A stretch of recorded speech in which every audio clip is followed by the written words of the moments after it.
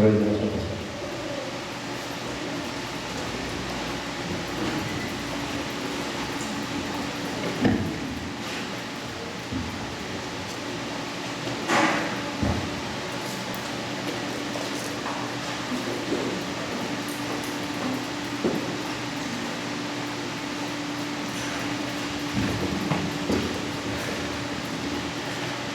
Muy buen día, familia. ¿Pueden, alguien, si quiero saber nada más si alguien lo está visitando por primera vez? ¿Sí? ¿Nadie por primera vez? Ok, perfecto. Vamos al Salmo 119 para que leamos juntos. Estamos leyendo el Salmo 119. Ustedes saben que declaramos el poder de la palabra de Dios, porque hará aquello para lo cual es enviada. Y el Salmo 119 es el salmo más largo, pero también es el salmo que exalta precisamente la palabra. Y vamos a hacerlo juntos, por favor, en la Biblia de las Américas. Si no la tienes, puedes leerlo de la pantalla, y honremos la palabra del Señor, y juntos leamos esta porción, el Salmo 119, y quisiera que leyéramos los primeros 3 versículos de la segunda sección del Salmo 119, versículos 9 al 11. 9 al 11. Salmo 119, 9 al 11, dice así las Sagradas Escrituras: ¿Cómo puede el joven guardar puro su camino? Guardando tu palabra. Con todo mi corazón te he buscado. No dejes que me desvíe de tus mandamientos. En mi corazón he atesorado tu palabra para no pecar contra ti. Amén. Quiero que sigan con su vista, por favor, el Salmo, Isaías capítulo 53. Hemos estado viendo algunos pasajes donde nos puedan mostrar la magnificencia del brillo de la gloria de nuestro Señor Jesucristo. Y creo que Isaías 53 es uno de esos grandes capítulos. Y con la gracia del Señor vamos a revisarlo. Isaías capítulo 53. Escrito está en la palabra de nuestro Dios: ¿quién ha creído a nuestro mensaje? ¿A quién se le ha revelado el brazo del Señor? Creció delante de él como renuevo tierno, como raíz de tierra seca. No tiene aspecto hermoso ni majestad para que le miremos, ni apariencia para que le deseemos. Fue despreciado y desechado de los hombres, varón de dolores y experimentado en aflicción, y como uno de quien los hombres esconden el rostro. Fue despreciado y no le estimamos. Ciertamente Él llevó nuestras enfermedades y cargó con nuestros dolores. Con todo, nosotros le tuvimos por azotado, por herido de Dios y afligido. Mas Él fue herido por nuestras transgresiones, molido por nuestras iniquidades. El castigo por nuestra paz cayó sobre Él, y por sus heridas hemos sido sanados. Todos nosotros nos descarriamos como ovejas, nos apartamos cada cual por su camino, pero el Señor hizo que cayera sobre Él la iniquidad de todos nosotros. Fue oprimido y afligido, pero no abrió su boca. Como cordero que es llevado al matadero, y como oveja que ante sus trasquiladores permanece muda, no abrió él su boca. Por opresión y juicio fue quitado. Y en cuanto a su generación, ¿quién tuvo en cuenta que él fuera cortado de la tierra de los vivientes por la transgresión de mi pueblo, a quien correspondía la heredad? Se dispuso con los impíos su sepultura, pero con el rico fue en su muerte, aunque no había hecho violencia, ni había engaño en su boca. Pero quiso el Señor quebrantarle, sometiéndole a padecimiento.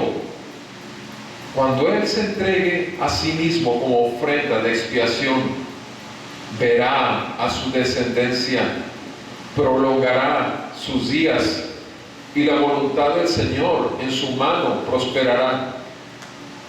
Debido a la angustia de su alma, Él lo verá y quedará satisfecho. Por su conocimiento, el justo, mi siervo, justificará a muchos y cargará las iniquidades de ellos.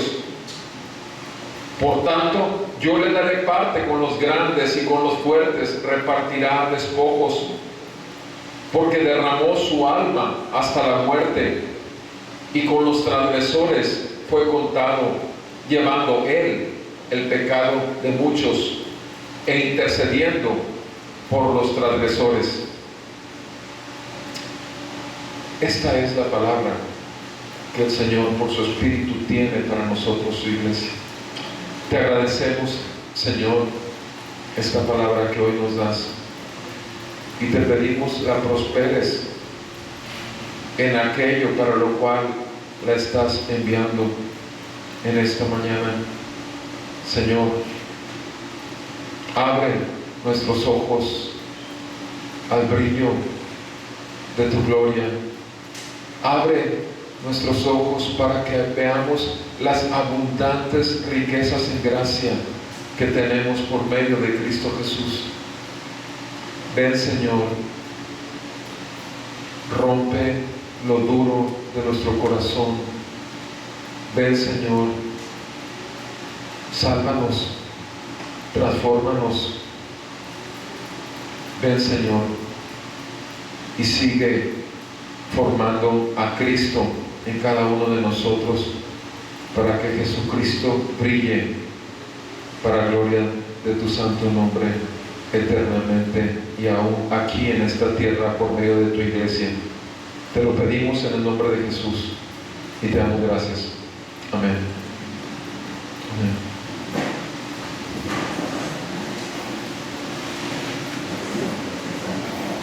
El año pasado estaba viendo un documental acerca de aquellas personas que son ejecutadas en Estados Unidos siendo inocentes. Son ejecutadas siendo inocentes, y que se comprueba la inocencia de esas personas. Se ve que su juicio, aparentemente delante de los ojos de los hombres, son juicios justos. El veredicto aparentemente es justo, pero sin embargo la persona hasta el último dice: soy inocente.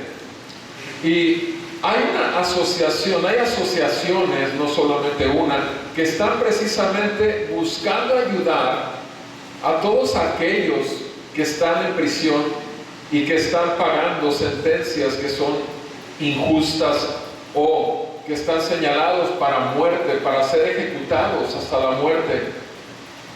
Y les digo algo que no ocurre en todas estas personas que son ejecutadas.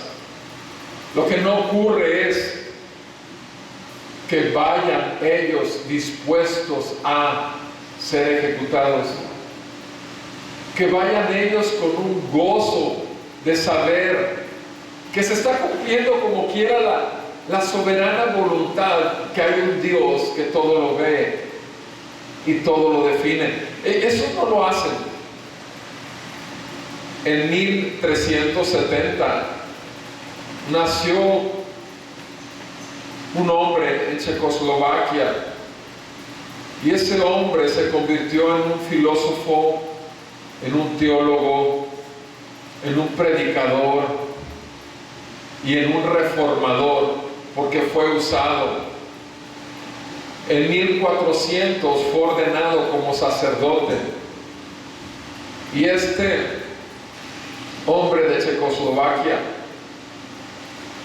siendo ordenado como sacerdote, a través de las Sagradas Escrituras se dio cuenta de todo lo falso, de todo lo manipulador que había en ese momento, en su tiempo, en la iglesia a la que pertenecía.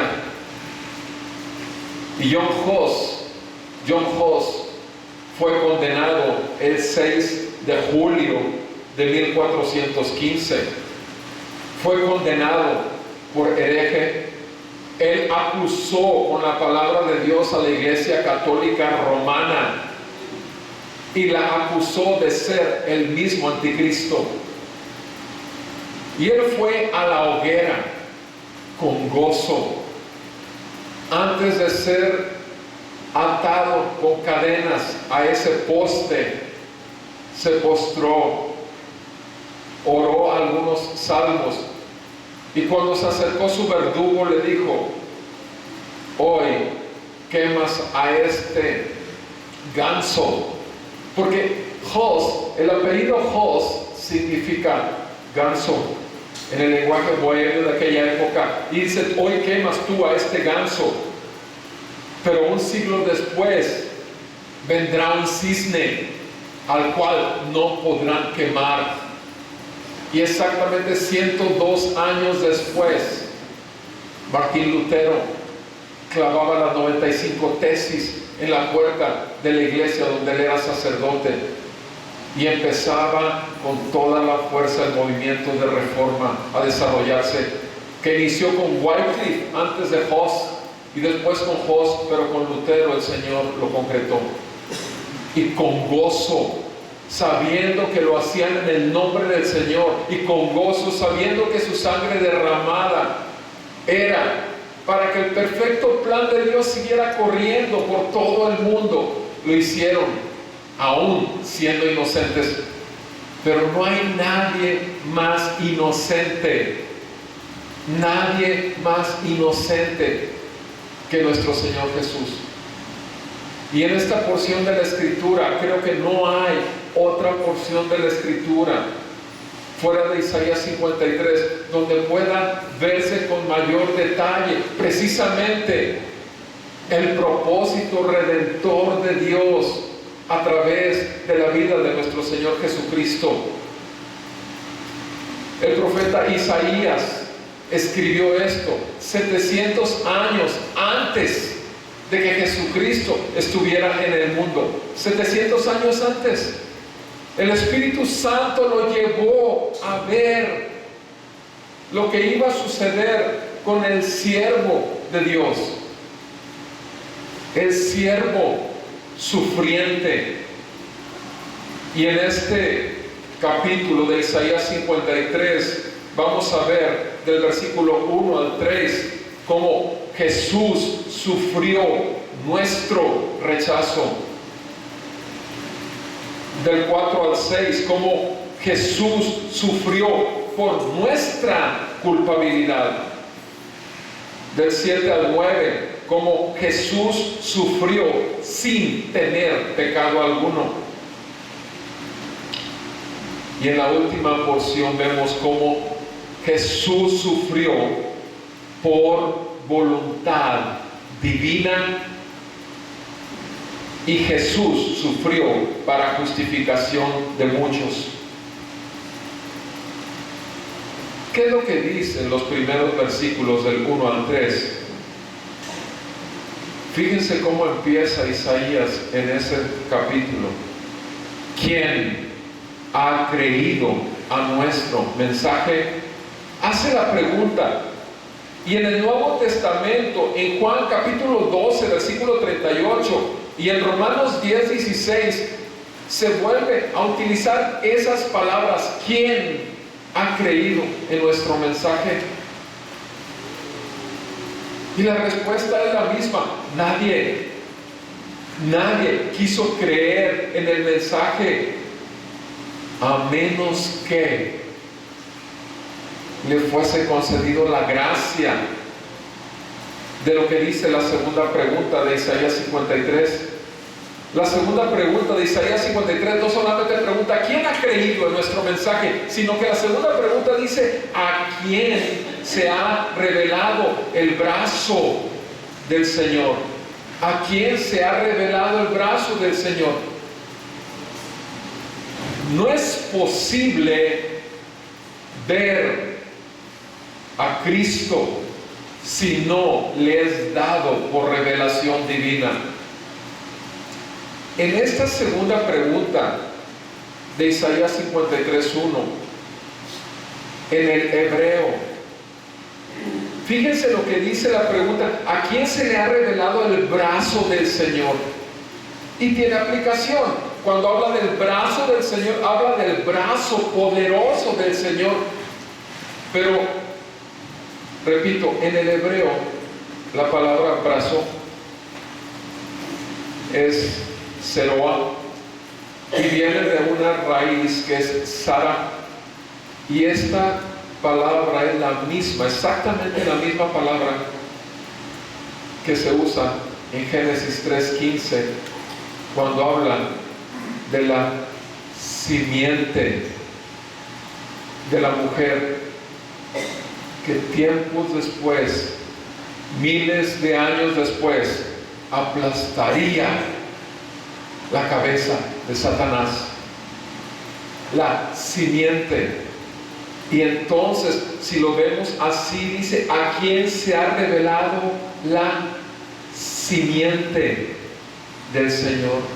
Y va más acorde con todo lo que nos va a decir, porque lo que menos vemos en el resto del pasaje es poder. No vemos a Dios actuando poderosamente. Lo que vemos es a Dios humillándose hasta el grado más extremo. Una simiente que iba a cumplir una función. Pero ¿qué pasa con una semilla, una simiente? ¿Acaso no tiene que caer en tierra y morir para producir fruto? ¿Quién se le ha revelado el brazo del Señor, la simiente del Señor? ¿A quién? ¿Qué dice la palabra en Juan 1:11 acerca de Jesucristo cuando llegó? ¿Dónde nació Jesús? Nació en el pueblo de Israel. ¿Y qué dice? A los suyos vino y los suyos no lo recibieron. A los suyos vino y los suyos no le recibieron. Llegó a Israel. ¿Quién ha escuchado nuestro mensaje? Dice el profeta Isaías: en Israel nadie, a menos que le fuera revelado, y le fue revelado a muy poca gente. ¿Qué dice el versículo 2 en Isaías 53:2? Dice que el siervo de Dios, el siervo sufriente, creció delante de él como un renuevo tierno. Como un renuevo tierno. Sí, delante de Dios creció así, como un renuevo tierno. Pero ¿cómo creció delante de los ojos del pueblo de Israel? ¿Cómo creció delante de los fariseos, de los escribas, de los saduceos? ¿Cómo creció? Como raíz de tierra seca. Como raíz de tierra seca.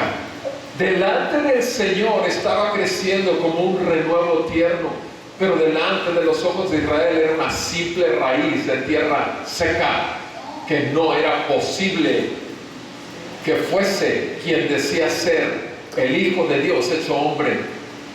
Fíjense cómo el rechazo fue primeramente por su mismo pueblo. Eso es lo primero que tenemos que ver. Dice ahí en el versículo 2, Isaías 53:2, no tiene aspecto hermoso ni majestad. ¿Qué hermoso podía tener un hijo de carpintero con bajas condiciones económicas? ¿Qué majestuoso podía ser el hijo de una jovencita y un carpintero? ¿Qué de majestuoso podría tener? Cuando en realidad el pueblo entero, cuando estaba confiando en las Sagradas Escrituras, esperaban que alguien llegara a salvarnos, un rey en toda su majestuosidad. Y sin embargo llega un hijo de carpintero. No tenía majestuosidad para que fuera observado. No había nada hermoso en él. ¿Para qué? Dice el versículo 2, Isaías 53:2, para que lo miremos, ni apariencia para que lo deseemos. Nadie del pueblo de Israel quería nada de Cristo. Nadie quería, no tenía nada atractivo para ellos. Nada. Al contrario, ¿qué sucedió con Jesucristo? Nació en un pesebre. Tú y yo lo sabemos. Desde el principio fue despreciado. Desde el principio fue desechado. Desde el principio Jesús ha sufrido nuestro rechazo. Desde que nació ha sufrido nuestro rechazo. ¿Qué fue lo que ocurrió cuando estuvo en esa cruz? ¿Qué ocurrió cuando lo crucificaron? ¿Acaso el mismo pueblo, los miles a los que alimentó con esos panes y esos peces, esos miles de milagros que hizo, no fueron los que gritaron también: crucifíquenlo, crucifíquenlo? ¿Cuántos fueron los que se quedaron como resultado realmente de la obra de Jesucristo? ¿Acaso no fueron 120 que esperaron orando? ¿Dónde estuvieron todos los miles que escucharon sus discursos? ¿Dónde estuvieron todos los miles que vieron el poder de su fuerza con sus milagros? Todo el mundo lo rechazó, lo rechazó. Él, en el versículo 3 dice, fue despreciado y desechado de los hombres.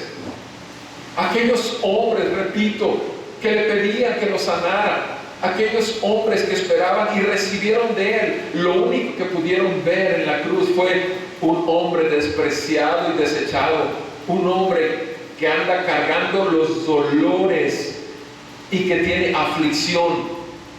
Dice el versículo 3, como uno de quien los hombres esconden el rostro, fue despreciado y no lo estimamos. En esta sección, cuando habla como uno de quien los hombres esconden el rostro, habla exactamente igual que en Levítico, cuando los hombres leprosos tenían que estar lejos del pueblo, y cuando llegaban al pueblo, a la ciudad y se acercaban, tenían que llegar y gritar: ¡inmundo! ¡Inmundo! Y tener su campanita para que todo el mundo se alejara, porque todos lo rechazaban. Y estos mismos términos, cuando dice aquí como uno de quien los hombres esconden el rostro, son los términos que usa Levítico también acerca de los leprosos. Alguien que es inmundo. Así vio el pueblo de Israel a Jesús. Así lo vio cuando pidió su crucifixión. Así lo vio cuando lo vio colgado en una cruz. Así lo vio. Él fue despreciado y no lo estimamos. ¿Qué sucede en tu vida y en mi vida? Antes de que el Señor nos concediera por revelación conocer su amor y su misericordia para nosotros pecadores. Yo no sé en tu caso, pero particularmente en mi caso, durante 33 años no quise jamás saber nada de la Biblia. Jesús era un mero hombre, tan importante como cualquier hombre importante en la historia de la humanidad. Era un mero hombre. ¿Cuánta gente te puede decir también: sí, yo creo que Jesús fue un gran hombre, como lo fue Buda, como lo fue Mahoma, como lo fue? Y eso es un desprecio, eso es un menosprecio, eso es no estimarlo. El día de hoy seguimos rechazando a Jesús. El mundo rechaza a Jesús. Cuando no quiere escuchar nada que tú le compartas del Evangelio, ¿a quién rechazan? A ti. No, rechazan a Jesús, menosprecian a Jesús, porque siguen teniendo la idea que fue un mero hombre. A menos que a Dios se le plazca revelarle a su Hijo Jesús, a menos que Dios use su palabra y su espíritu para traer a vida a alguien que está muerto. Jesús sufrió todo nuestro rechazo y lo sigue sufriendo el día de hoy por la humanidad. En el versículo 4 en adelante nos habla cómo Jesús sufrió por nuestros pecados, por nuestra culpabilidad, no por la de Él, por la nuestra. Jesús sufrió en nuestro lugar. Dice el versículo 4, ciertamente Él llevó nuestras enfermedades y cargó con nuestros dolores.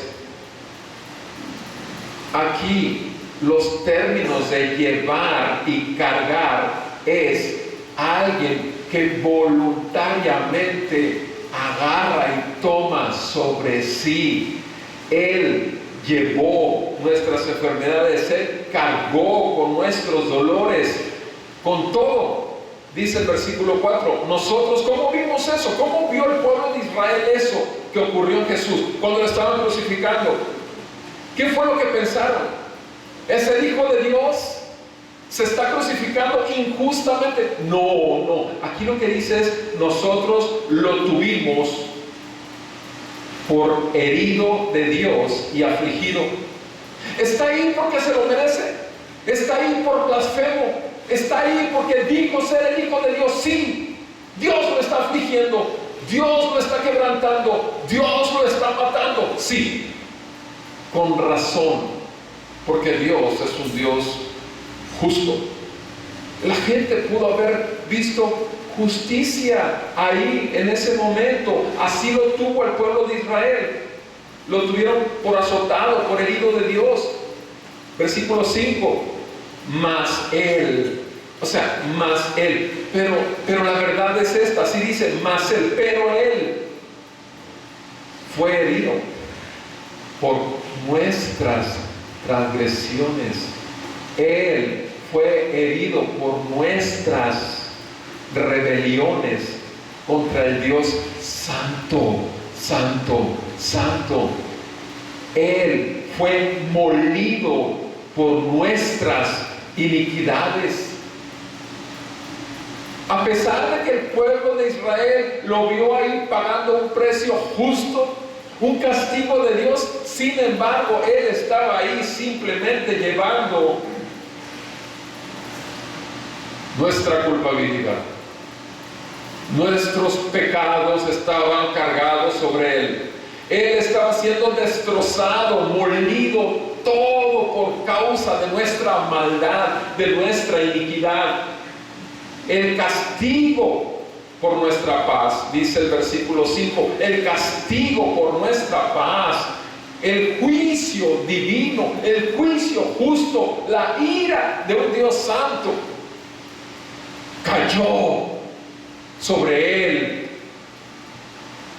Eran nuestros pecados, era nuestra maldad, era nuestra rebeldía, no solo del pueblo de Israel, sino la tuya y la mía. Todo lo nuestro estaba sobre Él, el castigo por nuestra paz. ¿Por qué? Porque éramos enemigos de Dios.